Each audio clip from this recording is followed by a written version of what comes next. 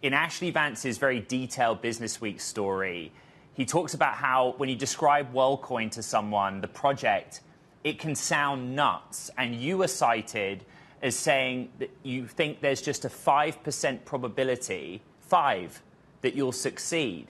How do you arrive at that number? I think it's just a very ambitious project. And Ashley and I talked about massive success, so like a large percentage of the kind of people in the world actually signing up and verifying with our services. I think that's just a low probability. I think we will increase the probability over time and do our best to succeed. But I think with every kind of very ambitious technology company, that's probably what you're looking at. And I just try to be realistic about that. Give us the elevator pitch of what success looks like, Alex. What the problem is that you will solve.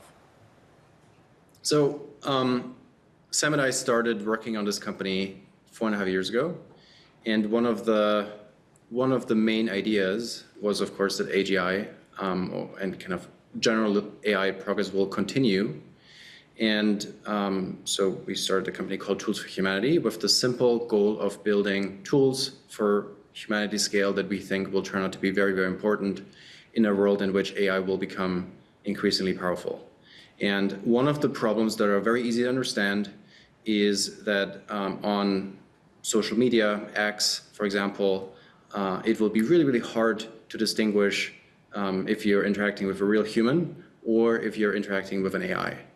And we believe that this will turn out to be a very, very critical problem for our democracy, for many things that we care about, to protect many of our services against influence by AI, and really make sure we only interface with humans.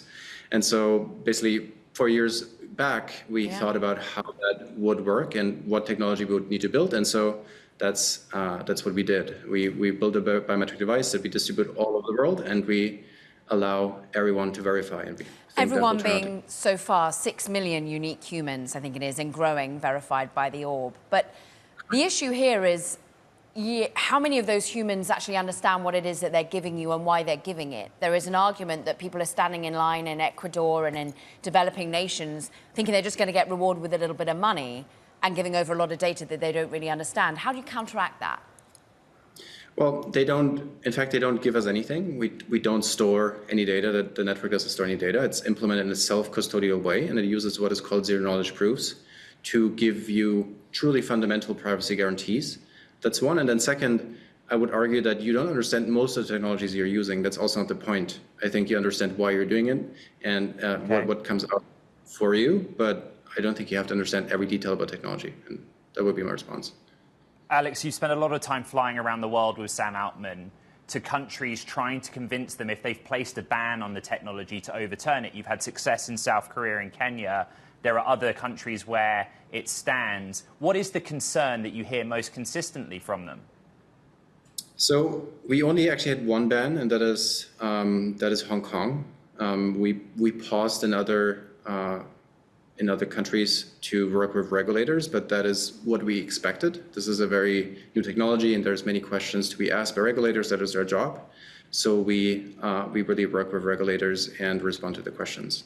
And their main concerns or main questions is nothing that I think would really surprise you. It is what happens to the data, how does technology work, and all of that, of course, in increasing detail. But we're really happy to answer these questions and work with regulators around the world. Alex, we've just got a minute or so left. What is the benefit to humanity that you want to provide with this technology? Well, I think it will turn out to be truly critical. I think services like X, social media, many things that we care about will otherwise be really hard to use or very easy to influence. And so I think for our democracy, for things that we care about, we will need such technology, and I hope we can contribute with that.